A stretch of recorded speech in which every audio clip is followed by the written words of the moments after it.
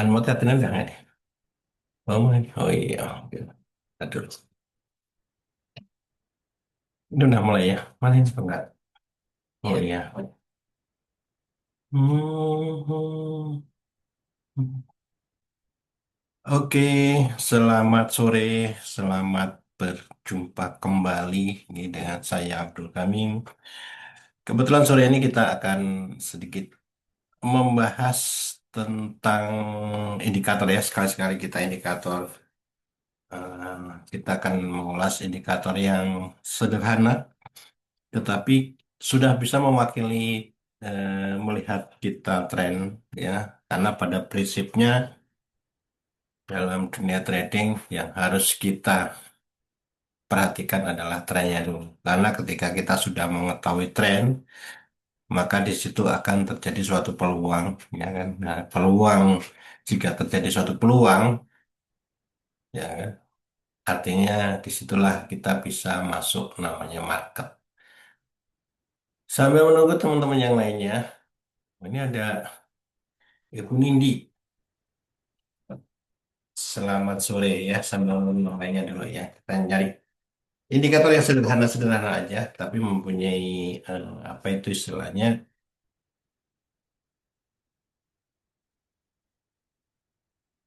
mempunyai powerful, artinya mempunyai peluang kita untuk mudah membacanya, tapi potensi untuk tingkat validasinya cukup besar sendiri. Asal segala sesuatu harus mengikuti neuronnya kan banyak terjadi ya orang itu banyak indikator A, B, C, tetapi dia tidak mengikuti nerolnya yang ada.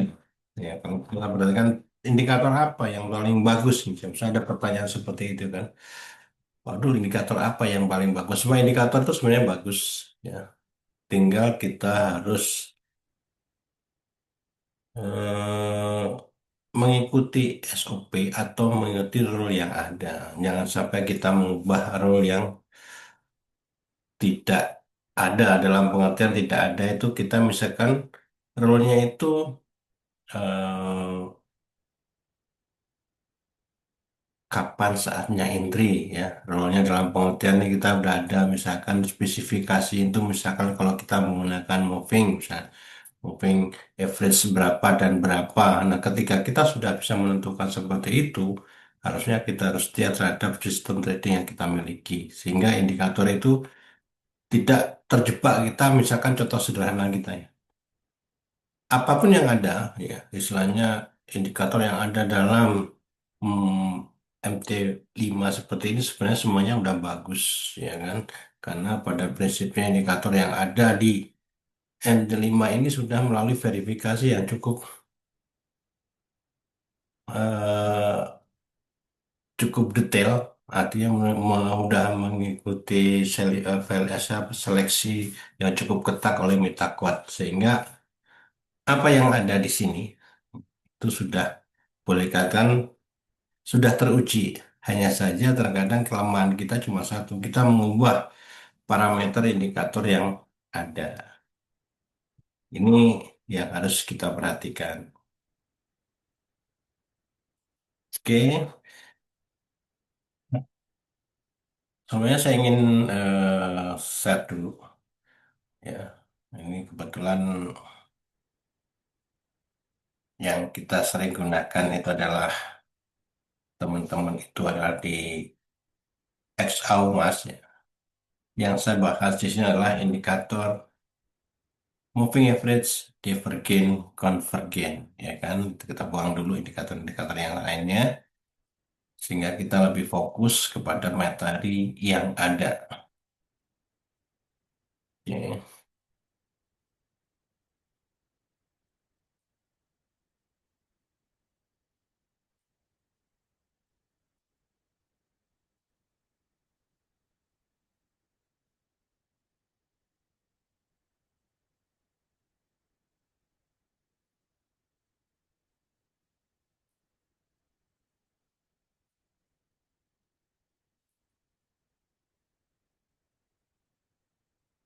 Hapus dulu.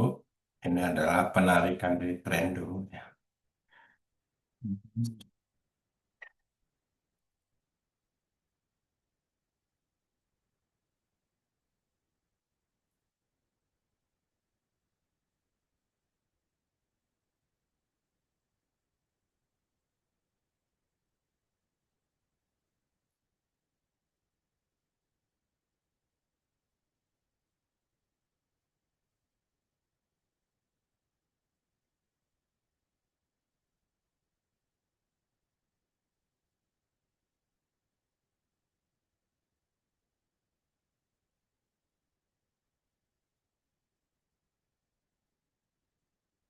Oke, kali ini saya akan plots dulu, yaitu tentang indikator MACD sesuai dengan apa yang saya sampaikan tadi.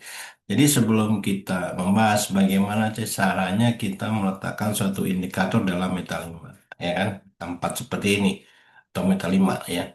Jadi pertama adalah kita langsung aja kita buka chartnya. Setelah chartnya kita masukkan ke indikator. Dari sini biasanya indikator masuknya dalam osilator, artinya kita bisa untuk mengetahui titik jenuh, titik baik titik jenuh jual maupun titik jenuh beli. Ya kita langsung aja kita klik dari MACD tersebut. Di sini ada parameter, ya kan, ada parameter di mana parameternya yang sudah ada sesuai dengan eh, standar yang ada, yaitu di 9, 12 dan 26 yang meliputi adalah apa itu simple moving average dan exponential moving average dan slow dalam pengertian bentuk perlambatannya ada di exponential moving average 26. Nah, untuk levelnya, nah level di sini adalah level 0, dalam sini ada level 0 adalah untuk mengetahui ya. Jadi level 0 itu adalah untuk mengetahui perubahan dari tren sesuai dengan time frame yang kita gunakan. Artinya time frame yang kita gunakan di mana misalkan time frame yang kita gunakan adalah di time frame M30 atau akan H1 atau round daily, ya kita akan fokus terhadap time frame yang kita gunakan. Nah, contoh ini kita menggunakan adalah time frame M30. Kita masukkan dulu ya. Ketika kita udah parameternya, ya skalanya kita sudah juga, kita langsung klik ya. Nah, sini akan muncul seperti ini. Kita akan muncul seperti ini indikator yang ada. Nah, sebenarnya indikator itu MACD itu apa? Kan banyak pertanyaan seperti itu. Jadi MACD itu adalah suatu indikator yang digunakan sebenarnya untuk melihat gerakan rata-rata dari grafik. Jadi untuk melihat gerakan rata-rata yang dari grafik, dan ini pada saat terjadi penyimpangan, ya nanti kita jelaskan penyimpangan yang bagaimana kita dapat masuk pasar ya, karena pada saat itu harga akan balik arah dengan membentuk tren baru yang panjang. Nah, maksudnya kalau terjadi penyimpangan, maksudnya gini nanti ya, kita uraikan satu-satu. Apabila grafik naik, misalkan seperti tapi indikator turun, itu terjadi penyimpangan. Ada penyimpangan tidak sejalan. Jadi ketika grafik dengan indikator itu berlawanan, itu yang disebut dengan penyimpangan. Nah, nanti kita praktekkan ya. Kita praktekkan sama-sama. Terus selanjutnya, dalam MACD ini sebenarnya ada beberapa bagian. Ya, dalam MACD ini saya perbesar biar lebih paham. Dalam MACD ini ada beberapa bagian. Kalau kita lihat kan hanya biru dan apa sih ini merah ini seperti itu kan. Nah, yang pertama adalah ada yang disebut dengan trigger line ya. Trigger line itu ini ini yang merah itu adalah trigger line, di mana adalah merupakan apa itu sebenarnya sebagai pemicu. Di sini yang kita gunakan adalah exponential moving average 9. Ya, ini kita default ya, artinya udah pembawaan langsung. Kita tidak usah merubah. Kalau menurut saya juga itu tinggal kita bagaimana cara penggunaannya itu aja, ya kan? Nah, di sini ada juga ini ya, yang garis level 0 ini atau disebut dengan apa itu center line ya. Jadi garis ini merupakan garis nol, yaitu yang membatasi antara histogram negatif dengan histogram positif. Nah, maksudnya itu histogram negatif itu bagaimana? Histogram negatif itu adalah histogram yang berada di bawah level nol. Ini di bawah level nol, ini kan garis nol. Ini pembatas saja. Tadi disebut di atas ya. Nah, nah ini. Jadi pembatas antara histogram positif dan histogram negatif. Positif artinya di atas nol, negatif artinya di bawah nol. Dan yang biru ini penyebutnya adalah histogram, ya, di mana histogram ini perhitungannya adalah dari MACD line, ya. MACD line-nya dengan trigger line ini. Jadi perbandingan antara line dan trigger line. Dan ini fungsinya adalah untuk mengetahui indikasi ini sudah overbought atau oversold-nya. Ya, jadi ada beberapa bagian yang kita perhatikan ini center line, histogram, dan trigger line. Jadi tiga komponen inilah yang bisa nantinya menentukan arah dan kapan kita saatnya masuk market. Kan gitu aja, ya kan? Kapan kita saatnya keluar dari market. Jadi intinya kita bisa juga fungsinya apa dari histogram positif dengan negatif tadi, yaitu positif dan negatif itu sama dengan saatnya terjadi suatu perubahan dari trend up dan trend down. Jadi kalau histogram positif itu mencerminkan nanti adalah trend up, dan kalau histogram negatif itu adalah mencerminkan trend down. Ya, sederhana sekali. Jadi trend up dan trend down kita udah tahu. Contoh untuk harga saat ini terakhir, kalau kita perhatikan, ya kita perhatikan di sini, yaitu ada di atas level nol, artinya positif, dan artinya ini masih dalam konteks adalah sebagai trend up-nya. Biarpun sebelumnya memang terjadi trend up dan berusaha koreksi, tetapi koreksinya melebihi dari akan terjadi perubahan, tetapi tidak. Jadi karena boleh dikatakan kalau diaplikasikan terhadap grafiknya, ya kita praktekkan langsung ke grafiknya, penurunan ini, ya penurunan di bawah ini tidak melebihi dari harga terendah sebelumnya. Harga terendah sebelumnya di mana?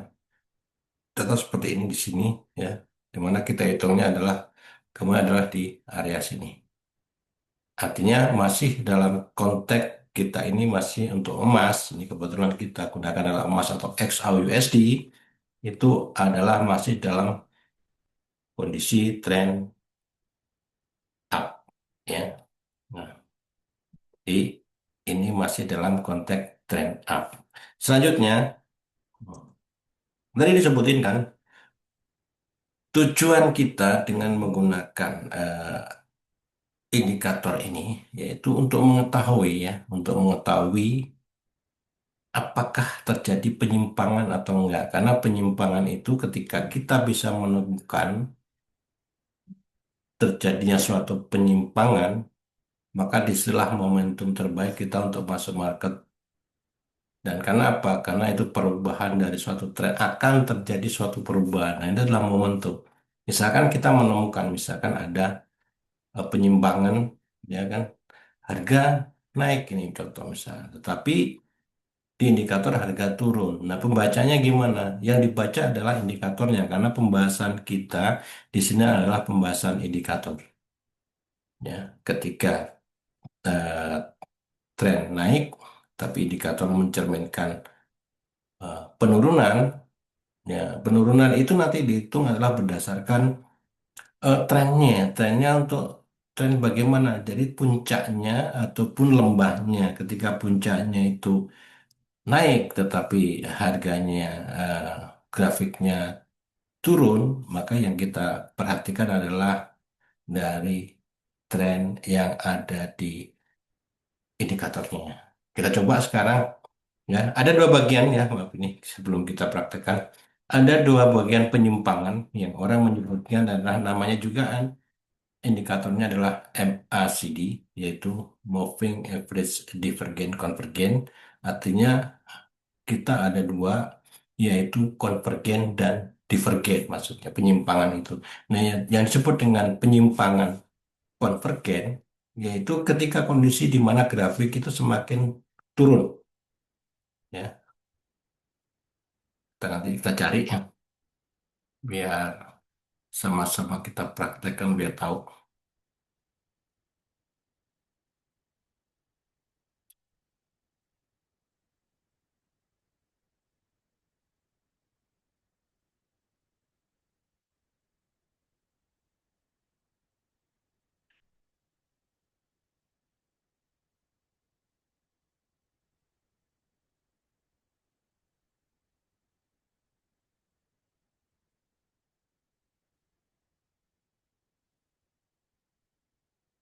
Oke, jadi pertama adalah konvergen, yaitu kondisi di mana grafik semakin merendah, ya, tetapi indikator semakin naik, ya kan?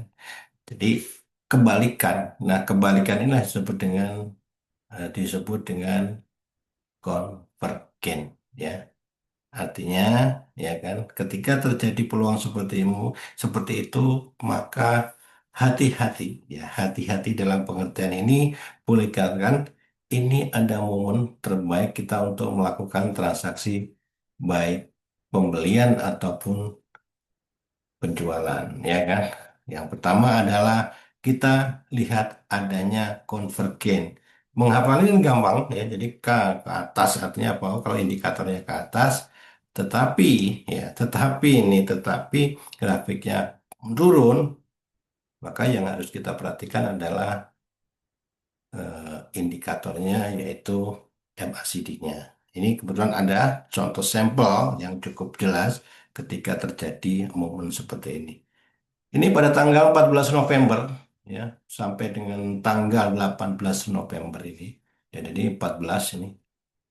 Ya. Kalau teman-teman bingung, ubahlah dari apa itu namanya, candlestick-nya ini diubah menjadi line chart-nya. Jadi chart-nya kita ubah karena chart adalah mengukur tentang close price-nya. Nah, di sini kelihatan sekali ketika harga cenderung turun, nah, cenderung turun bukan berarti kita, wah, harga mau turun ini. Berarti apa itu kita harus fokus terhadap penurunan atau melakukan transaksi penjualan. Hanya saja ketika terjadi ini ada indikasi harga terjadi konvergen, justru fokus kita adalah kebalikannya, ya kan?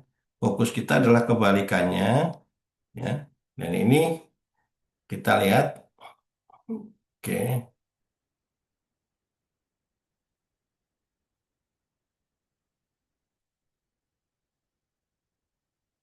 Ya, di sini ya kita lihat contohnya biar teman-teman tahu.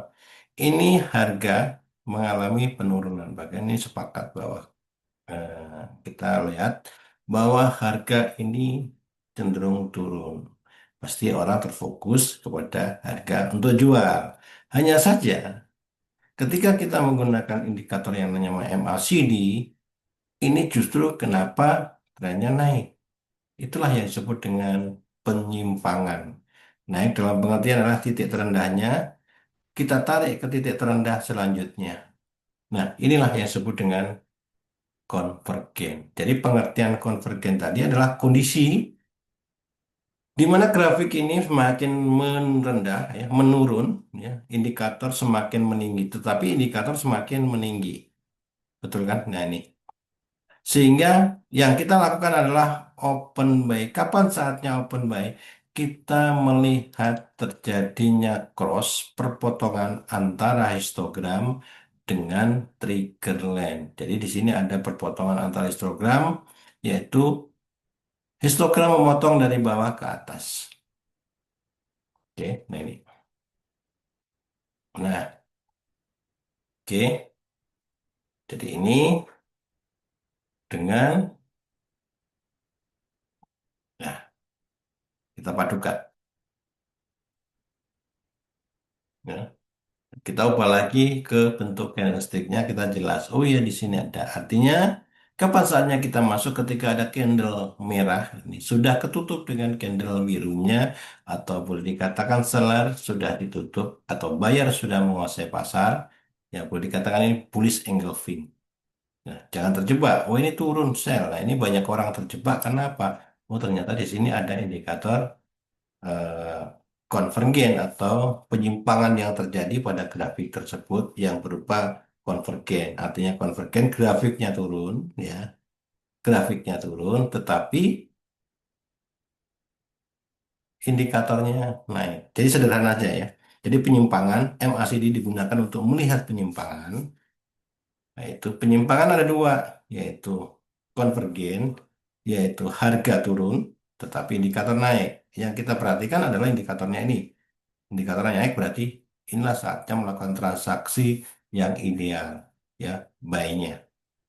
Nah, dari sini apabila kita loh ini kan ada divergen ini udah motong histogram. Nah, kan belum terjadi trend up. Iya, ketika ada konfirmasi divergen atau konvergen nanti itu adalah fase perubahan dari trend up menjadi trend down dan trend down menjadi trend up. Kebetulan ini trend down ada konvergen maka dari down menjadi up ya. Jadi jelas ya di sini ya. Nah, ini. Yaitu teman-teman kalau boleh dicek nanti bisa silakan dicek pada tanggal 14 November ya. 14 November sampai dengan tanggal 18. Nah, selanjutnya di samping konvergen ada yang namanya divergen. Nah, kalau divergen adalah kebalikan. Harga naik, indikator turun. Makanya kita perhatikan adalah turunnya. Ada di sini, ada ini pada tanggal 12 November. Ya, ini sudah di puncaknya. Nah, kebetulan puncaknya di sini. Sampai dengan tanggal 13 satu hari ini. Nah, ini momen di mana itu harga mengalami kenaikan. Ya. Tapi justru indikatornya ini mengalami penurunan. Ya. Ya, ini kebalikan dari tadi yang konvergen adalah grafiknya turun, indikator naik. Tapi kalau divergen, kebalikannya grafiknya naik, indikatornya turun. Maka momen yang terbaik kita melakukan transaksi adalah selnya. Ya, jadi selnya ini.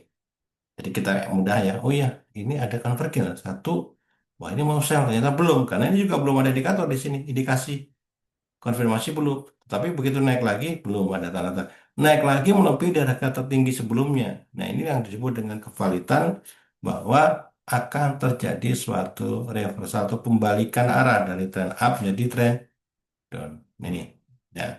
Ketika momen-momen seperti ini adalah peluang untuk melakukan transaksi cukup besar. Inilah fungsinya dari MACD tadi ya ini MACD. Nah, dari ini ya dari konvergen divergen tadi kita juga sehingga entry itu berdasarkan konvergen dan divergen di atas, tetapi kita juga bisa membuat posisi entry point khususnya market sedang aktif atau tidak terbentuk suatu tren. Bisa, bisa ya kan. Tidak harus oh maaf ini tanya, saya mau kalau tidak ada sinyal konvergen divergen apakah kita bisa melakukan transaksi bisa ya. Contoh sederhana gini, ya. Kita trennya sideways seperti ini, ya. Ketika terjadi perpotongan antara garis signal dengan batang histogram, di mana entry point open buy adalah ketika garis signal berada di bawah histogram, dan entry point open sell adalah ketika garis signal berada di atas histogram. Contohnya gimana? Contohnya seperti ini aja. Ya, terlepas dari kita tidak ada kayak ini, misalnya ini trennya turun nih itu turun juga kan? Berarti bukan konvergen ini bukan, tetapi selain itu kita bisa melakukan transaksi juga dalam posisi tertentu apa? Yaitu ketika terjadi perpotongan seperti ini, kita tahu kalau histogram ada di bawah, berarti trennya turun. Histogram ada di atas, trennya naik. Hanya saja ketika tidak kita temui dari tidak temui adanya konvergen dan divergen, kita bisa. Yang pertama tadi adalah ketika terjadi perpotongan antara garis signal dan histogram. Contoh ini histogram, ini garis signal trigger line. Ketika dia memotong ke atas, kita tahu trennya up, memotong ke atas, kita bisa melakukan transaksi pembelian ya di sini, ya kan? Nah, hanya saja ingat karena ini adalah trennya turun, maka kenaikan ini adalah sebagai koreksi aja.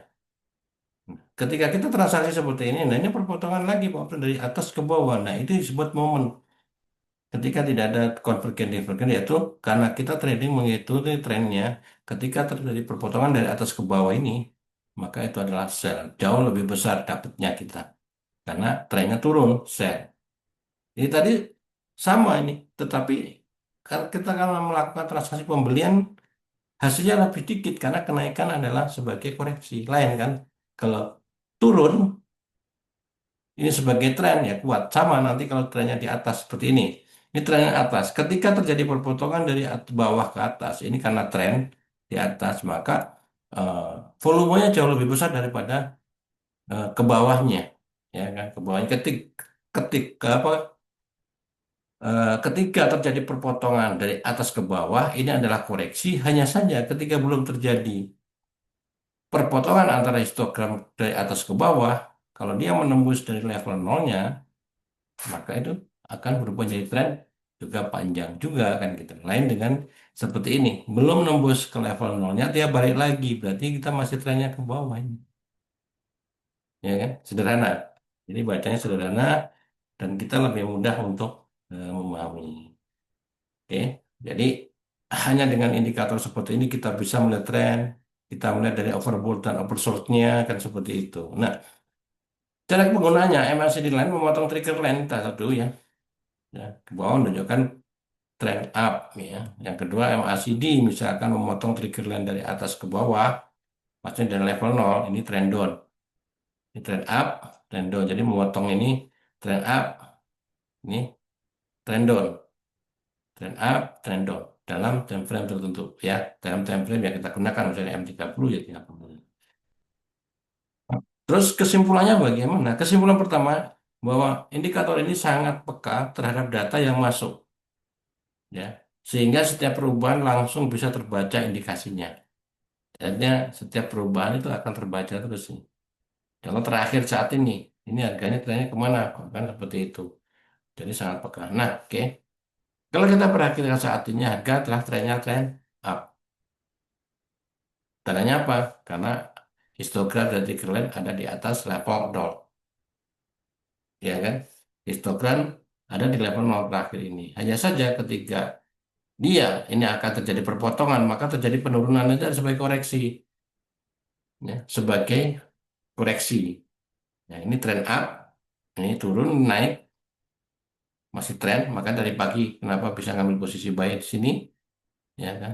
Ini adalah trennya, dan ini akan terjadi perpotongan ini. Nah, ketika terjadi pepotongan histogram ke bawah ini, kita bisa ngambil posisi nanti, tapi nunggu adalah dua candle sudah motong. Ketika perpotongan pertama belum, kedua baru kita bisa nanti melakukan transaksi sell-nya. Jangan baru motong, belum close, kita udah buru-buru bisa juga dia nanti mantul ke atas dulu. Nah, kalau ini kan belum motong nih ya, kita gedein dulu belum motong. Ya, ini yang belum motong. Jadi kita tahan, tapi di sini udah mau ada signal indikasi bahwa akan terjadi koreksi ini. Artinya ini jadi koreksi. Ya. Kalau nanti ada perpotongan yang di bawah, kita bisa melakukan transaksi jualnya atau sell-nya, tapi konteksnya adalah koreksi. Kecuali nanti histogram ini menembus dari level nol, baru ada perubahan dari trend up jadi trend down-nya. Ya. Yang kedua, penggunaan ini lebih mudah dalam membaca indikasi pergerakan. Kan mudah kan? Kita lihat trennya, tahu kapan kita masuk, tahu kan seperti itu. Nah, dan sifatnya ini lebih akurat dalam penyajian data dalam pergerakan. Lebih akurat sebenarnya kan seperti itu. Dan selanjutnya mudah untuk dianalisa dan mendapatkan keuntungan yang lebih besar karena bisa mewakili dari empat indikator yang lainnya. Maksudnya mewakili empat indikatornya. Kita bisa melihat trennya, ya kan? Kita bisa melihat overshoots, overboughts-nya, ya kan? Kita juga bisa melihat harga itu fase perubahan kan seperti itu. Jadi indikator beberapa titik jenuh kita tahu ya. Jadi artinya yang selama ini hanya bisa bikin MA aja, ternyata kita bisa gabung dengan stokastiknya di sini bisa kan seperti itu, tetapi dalam satu indikator. Jadi itu yang bisa saya jelaskan tentang indikator ini ya, karena lebih mudah ya kan, lebih akurat ya, akurat dalam artian relatif asal kita jangan merubah parameter yang sudah ada ya. Jadi prinsipnya jangan mengubah parameter yang sudah ada. Jadi hanya ikutin rule-nya, disiplin. Nah, itu jauh lebih penting apabila kita bisa mendapatkan suatu apa itu suatu hasil yang maksimal tentunya. Oke, mungkin itu yang bisa saya sampaikan dalam webinar kali ini karena keterbatasan waktu, ya keterbatasan waktu. Teman-teman bisa langsung chat aja, chat ke eh, nomor WA ya atau chat di sini nanti akan saya jawab setiap pertanyaan. Oke, terima kasih atas perhatiannya. Mohon maaf segala kekurangannya. Seakhiri, selamat sore. Wassalamualaikum warahmatullahi wabarakatuh. Terima kasih. Salam profit.